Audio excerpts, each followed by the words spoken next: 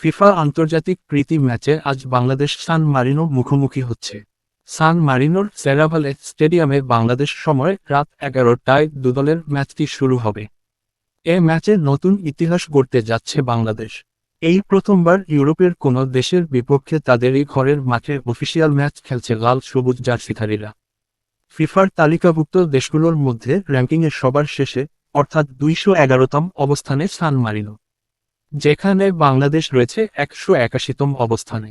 র্যাঙ্কিংয়ে 30 ধাপ এগিয়ে থাকলেও সাউথ এশিয়ান দেশ বাংলাদেশকে কঠিন চ্যালেঞ্জ জানাতে পারে সান মারিনো।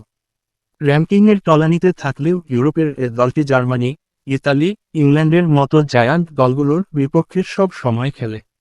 তাই বাংলাদেশের জন্য সান মারিনো ম্যাচটি কঠিন হতে যাচ্ছে।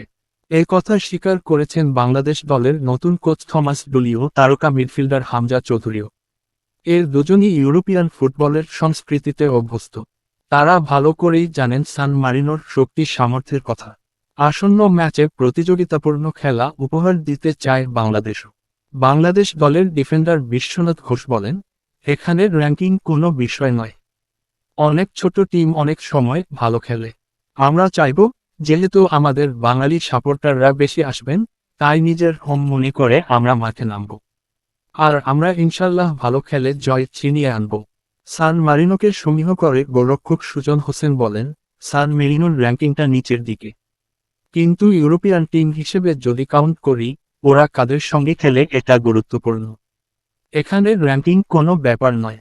এখানে দিন শেষে যারা ভালো খেলবে, পরিকল্পনা যারা বাস্তবায়ন করতে পারবে তারাই এগিয়ে যাবে এই ম্যাচে। অপরদিকে সান মারিনো ম্যাচ দিয়ে কোচ থমাস ডুলির নতুন অধ্যায় শুরু হচ্ছে।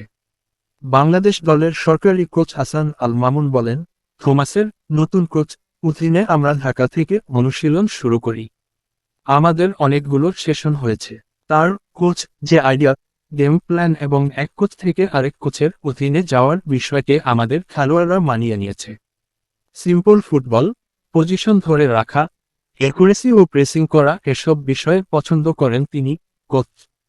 কোচের স্টাইলের সঙ্গে আপনাকে মানিয়ে নিতে হবে। অবশ্য আমাদের খেলোয়াড়রা মানিয়ে নিয়েছে। এখন মাঠে গিয়ে মেলে ধরার পালা। কোচ মামুনও সান মারিনোর ম্যাচে চ্যালেঞ্জ দেখছেন। তিনি বলেন, তাদের আমরা শক্তিশালী দল হিসেবে কাউন্ট করছি। আমরা সবাই জানি, আমাদের জন্য একটা কঠিন লড়াই অপেক্ষা করছে এবং এজন্য আমরা মেন্টালি ও ফিজিক্যালি প্রস্তুত।